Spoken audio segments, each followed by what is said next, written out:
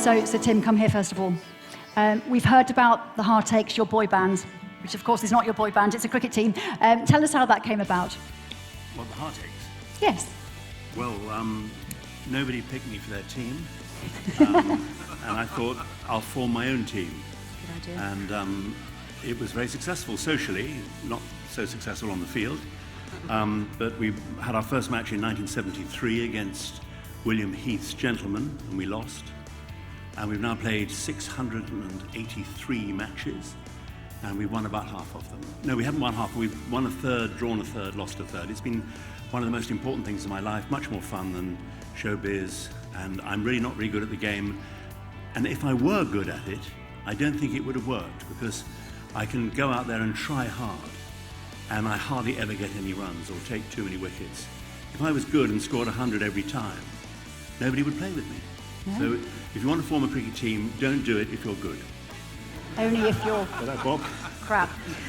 Bob, come over. Was the judging easier this year? Because this is quite an antagonistic bunch of judges. Were there any fights trying to decide? Did you agree? No, as you know, it's a very gentlemanly sport, cricket, so no arguments at all, no skullduggery. As always, every year, a very tough decision. Fascinating, perhaps the well-known authors, Henry Blofeld's recollection of Test Match Special and the commentary box there, highly amusing, and Graham Swan's interest in the history of the Ashes, although only recently retired, was quite remarkable to me. We've heard a lot about the mental issues that players have in sport, and Steve Harmison's book, Speed Demons, I mean, really a very sad tale about the tortures that he went through, mostly through being away from home. And then, if you like, the lesser-known authors, fantastic tale of the timeless test in Durban, which went on for 10 days, and there still wasn't a result after that. They had to leave because their boat was leaving for the UK.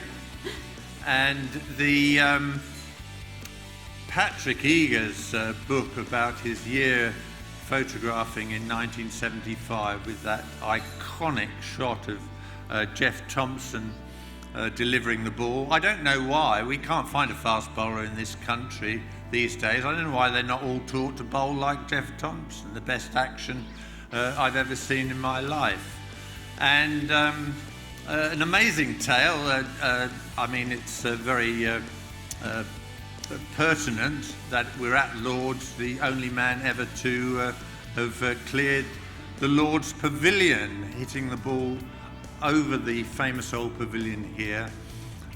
You think about the size of bats these days, the strength of modern batsmen. We've got Johnny Bairstow in the audience. I'm sure he'll do it later this season.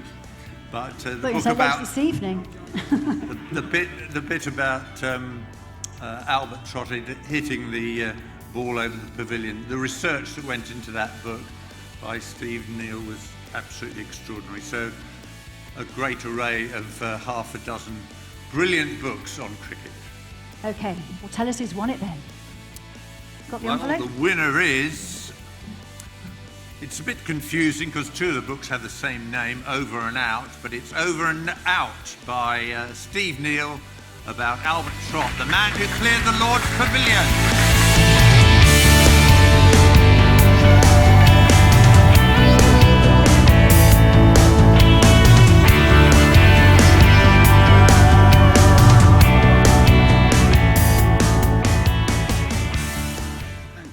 Well, first of all, I'm kind of really pleased to be on such a distinguished shortlist. And I'm glad the judges saw it exactly as I did, that the right book to win the award was, of course, Albert Trott, the man who cleared the Lord's Pavilion, at a dinner at the Lord's Pavilion. So it's all worked out very well in the end. I look forward to working with Tim Rice on the musical of Albert Trott. I could give you a couple of lines, but I'll leave it to Tim's magic to actually transform them. You kind of need lots of things when you're writing books. A bit of space, a bit of time, a bit of peace. But most of all, you need a publisher. I had to work very hard to find one for this book. But I'd just like to say a big thanks to Pitch Publishing and Paul and Jane Camelin, excellent table over there. They do such a fantastic job picking up cricket books that no one else would publish. So it's great to be here, even better to win. Thank you very much.